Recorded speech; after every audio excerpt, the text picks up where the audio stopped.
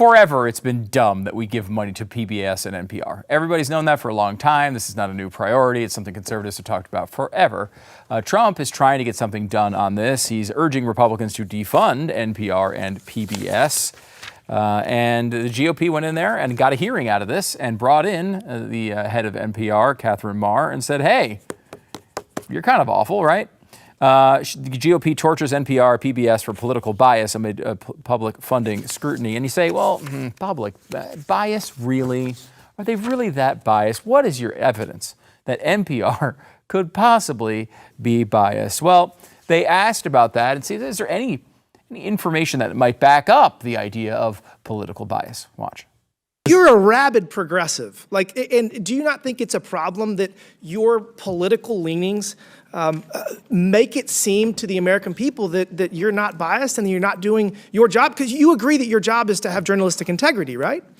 Absolutely, but there is a strong firewall between the newsroom and anything that I Let's do. talk about the newsroom. You have 87 registered Democrats, not a single Republican in your editor board. So, I mean, how does that work to give us the perception that you're doing your job of actually delivering unbiased information? Well, I would agree with you that that number is a concern if it is accurate. I do believe that we need to have journalists who represent the full breadth of the American society so that we can report well for all Americans. Well, I think that you are failing. I realize you've only been there for a year, but I just really think that while it is a small portion of your budget, you very much should expect to restructure your revenue streams.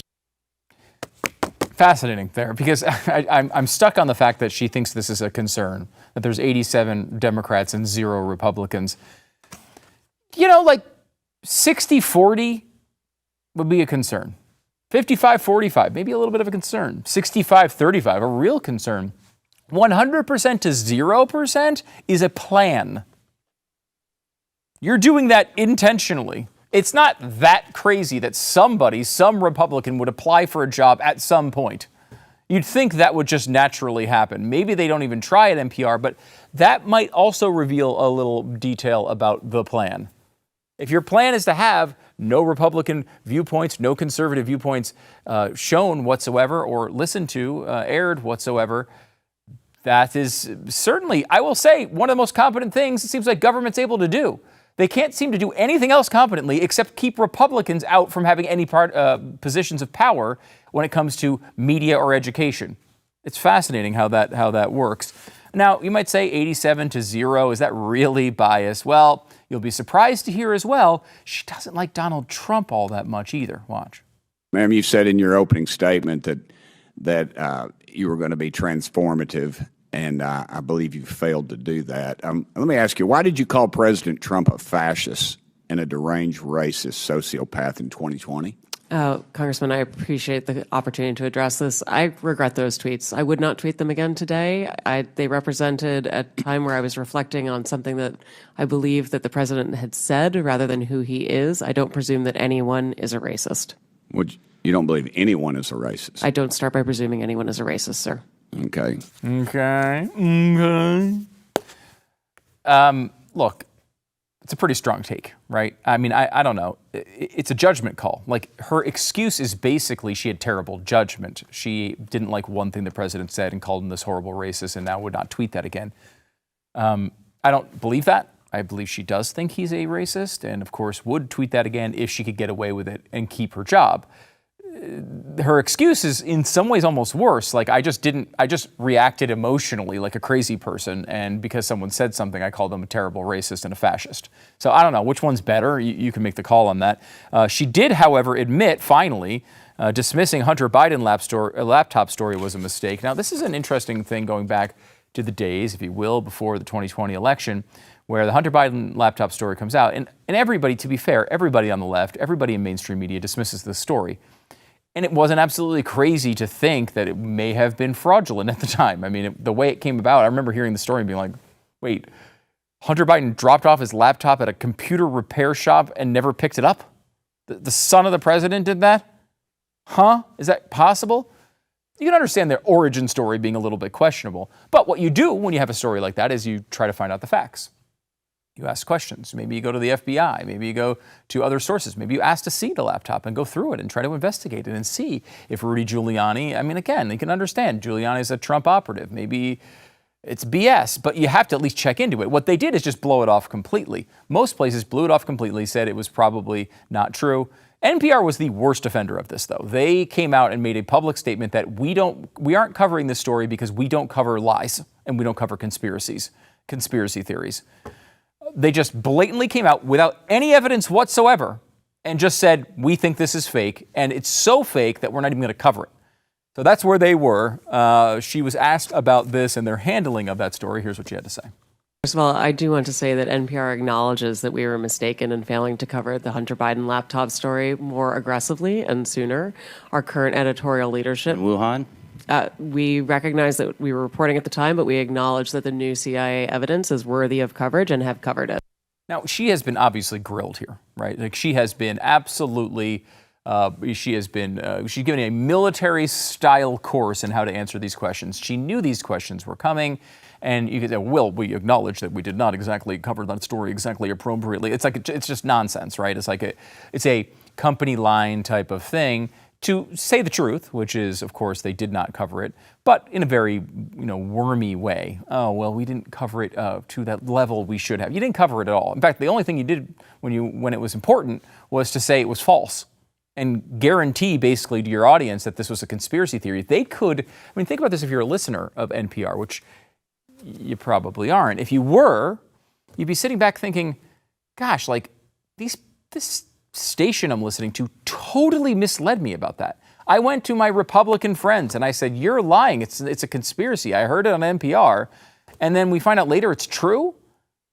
And your excuse is, hey, we didn't cover it to the highest level that we should have. Like, that is, you'd feel so let down by your own media source if you happen to be on the left. Now, the left just forgets about it a lot of times. Most people on the left are just like, well, they were trying to do a good thing. Yes, they, of course, lied, and yes, they, of course, called it a conspiracy, and yes, of course, they said Hunter Biden didn't do any of these things, but they were trying to get Joe Biden to win the election. Their intentions were good, so therefore we should go along and not really punish them for this. This is a terrible way, The ends don't justify the means. It's a terrible way to run a media company. Now, it's not just the Hunter Biden story. It goes much, much farther than that, and it goes into really a lot of these tweets that she was putting out there when X was Twitter, and also when she thought she could be honest. Now, she's no longer at a time in her life where she feels like she can be honest. So instead, she's hiding all the stuff that she actually believes. But these are the things she actually believes, I think, the things that she was saying when she was open to say whatever she wanted. Brandon Gill is the congressman from Texas, a Republican, did a good job really kind of pressing her on a bunch of these tweets. Let me give you some of the highlights. Do you believe that America is addicted to white supremacy? I believe that I tweeted that, and as I've said earlier, I believe much of my thinking has evolved over the last half decade. It has evolved. Why did you tweet decade. that? I don't recall the exact context, sir, so I wouldn't be able to say. Okay. Do you believe that America believes in black plunder and white democracy? I don't believe that, sir. You tweeted that in reference to a book you were reading at the time, apparently, The Case for Reparations. I don't think I've ever read that book, sir. You tweeted about it. You said you took a day off to fully read The Case for Reparations. You put that on Twitter in January of 2020. Apologies, I don't recall that I did. Okay. I no doubt that your tweet there is correct, but I don't recall. It happens, right? Sometimes we make a massive statement about the racial makeup of the country and who's responsible for it and all these incredible punishments that should be handed out to people who had nothing to do with it whatsoever. You read an entire book about it, you fully endorse it, and then you forget. It happens to all of us. But remember, this is from a half decade earlier.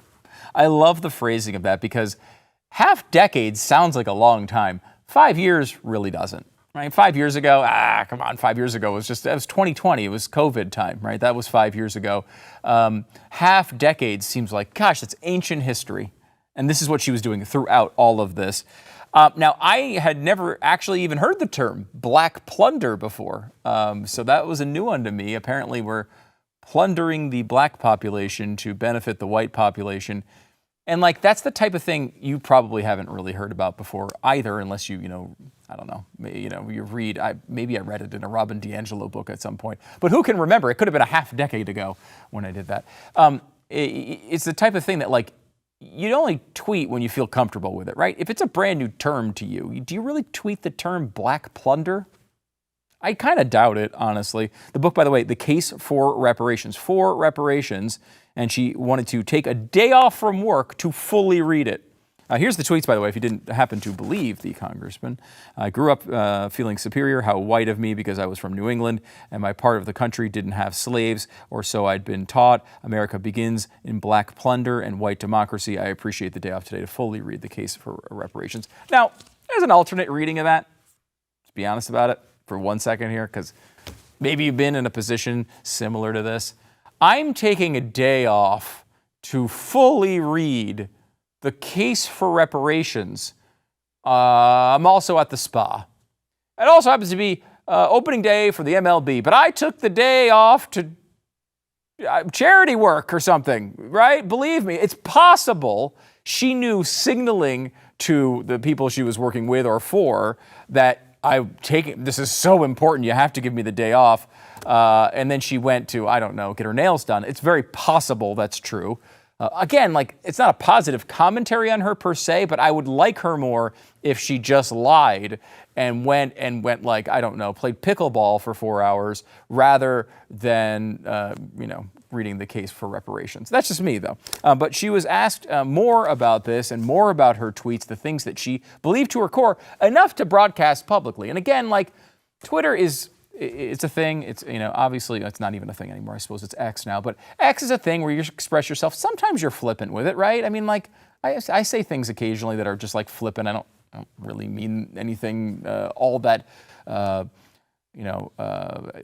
it's like a fundamental principle of my being. I mean, you tweet things, a lot of it is about Taco Bell, if you follow me on Twitter. So yes, that stuff is fundamental to my being. But generally speaking, you can be flippant on Twitter. That's supposed to be where it is. These are not flippant tweets, though. And Brandon Gill went a little bit deeper with our wonderful NPR heroine.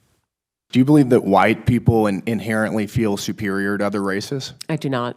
You don't? You tweeted something to that effect. You said, I grew up feeling superior. How white of me. Why did you tweet that?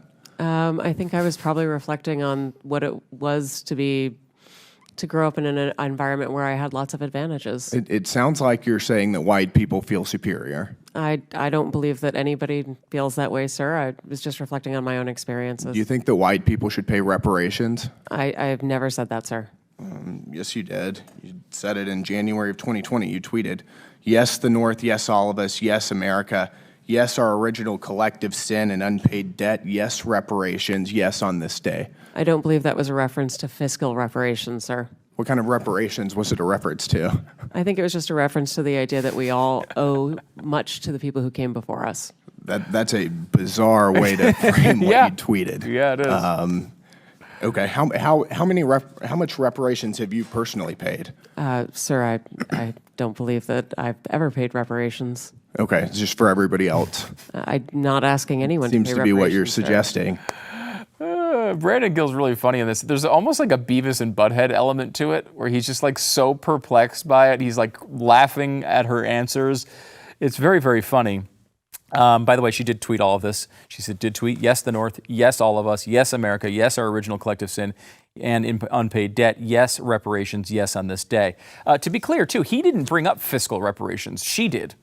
He didn't say fiscal reparations, so that doesn't get her out of her tweet. She said yes, reparations. By the way, reparations very widely understood, of course, to mean some sort of fiscal payment to African-American descendants of slaves and other just randomly dark-skinned people who came from other places and had nothing to do with slavery. That whole thing that's what we're supposedly talking about here. There was more, though, from Brandon Gill with Catherine Marr. Honestly, it went on for a while. I could have played you the entire thing because it was really, really good and really funny, but here's more of it.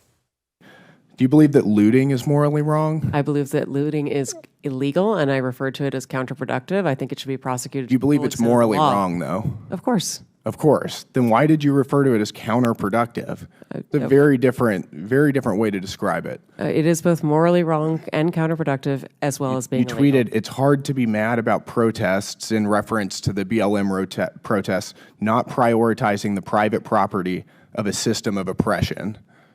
You didn't condemn the looting. You said that it was counterproductive. NPR also promoted a book called In Defense of Looting. Do you think that that's an appropriate use of taxpayer dollars? I'm unfamiliar with that book, sir, and I don't believe that was at my You time at tweeted NPR. that you read that book, but I don't believe that I did read that. She's like LeBron James. She's always saying she's reading books that she doesn't read. In reference to the BLM road protest not prioritizing the private property of a system of oppression. Again, imagine thinking about the world that way. Imagine thinking about America that way, your country, that it's just a capitalist system of oppression. That's what private property is. Again, those are deeply held beliefs. It doesn't just come out of your mouth. Would you even be able to form that sentence without having to read it from some dope like Catherine Maher beforehand? No, because you don't think of the world that way. You don't think of America that way. No one does, including, by the way, African Americans. They don't think of it that way either. It's crazy liberal white women, generally speaking, like Catherine Maher, who believe this stuff. And again, I have to point out, how can you not read this? Like, how many times has she tweeted books that she says she doesn't read? It's either that she's just lying all the time and saying she's reading books to look smart and look super liberal. And there's a part of this that is believable. It's, the whole thing of like, oh, I'm going to put that black box on my Instagram feed. There's that whole like, I'm going to fit in. I'm going to say all the keywords that Ibram Kendi says, and therefore I will look like a good person. I'm not the bad white person. I'm the good one. It's possible a lot of that happens. I mean, I really don't believe very many people have read Ibram Kendi or Robin DiAngelo for that matter. Most people just kind of like might know kind of generally what they say. They agree or they don't, and they tweet them based on that. That's it. So I think it's possible she really didn't read all these books. She doesn't seem to know anything about what she's read in her entire life, which is a fascinating thing. There's a few lessons here to be made. Number one, it's okay to not tweet that thing that you have in your head. That's okay. You don't actually have to tweet it. It's okay. I can't tell you how many times I've been halfway through a tweet and been like, you know what? Nah, I'm not going to bother with it. What's the point? No reason for it. It's just Twitter. Who cares, right? So sometimes your inside thoughts should remain your inside thoughts. I'm just saying that. Now, I'm glad that Catherine Maher came out and said these things so we know who she is.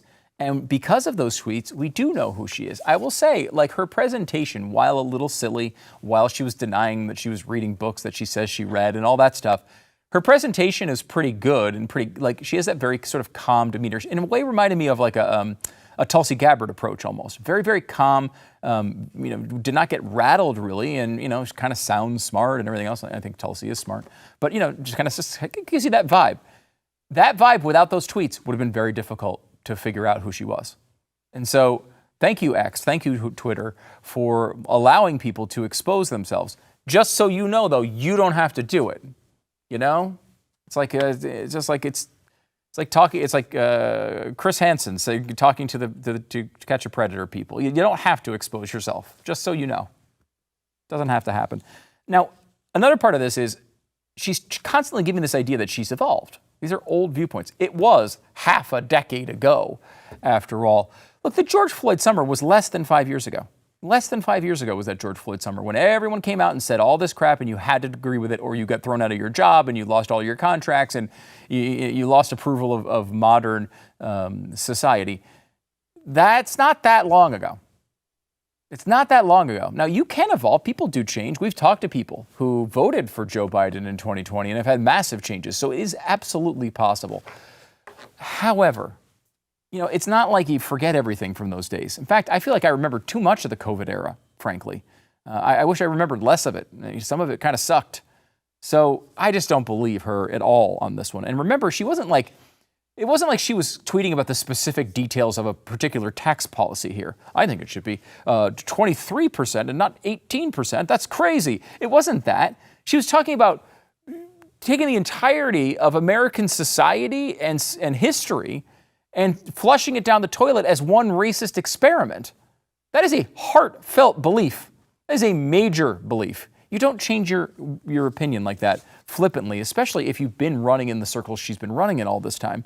So, I mean, I don't know. Is it possible that you could look back and you say, okay, well, I mean, could you come on here right now and say, hey, Stu, why did you tweet this, in between Taco Bell tweets? And I would say, I never tweeted that. And you said, well, actually you did. And here's the tweet. Is that possible to happen to me, to you, to anybody? Sure. I mean, like everything I put up there, I don't really care about. But these are fundamental beliefs. And I can tell you this, you're not going to go back in my Twitter history and find a tweet where I'm like, you know what? I actually love the Dallas Cowboys. They're fantastic. That's not going to happen. Now, I know it's a ridiculous example because obviously being a Cowboys fan is much worse than anything Catherine Mayer said. But still, it would be something pretty memorable. If that was part of your life, you'd go back and you'd say, gosh, I remember when I thought those terrible things like being a Cowboys fan. And you remember the time you transitioned out of that horrible viewpoint. That's going to be crucial and key to your entire existence. It's going to be memorable. It's not going to be, oh gosh, I can't remember if I read 5 or 6 books about that particular topic and tweeted about it constantly about the American racism and white supremacy. That just doesn't happen. The lies are on top of lies. The terrible beliefs are on top of the terrible beliefs. They all intertwine, and there you have it, Catherine Mayer and NPR.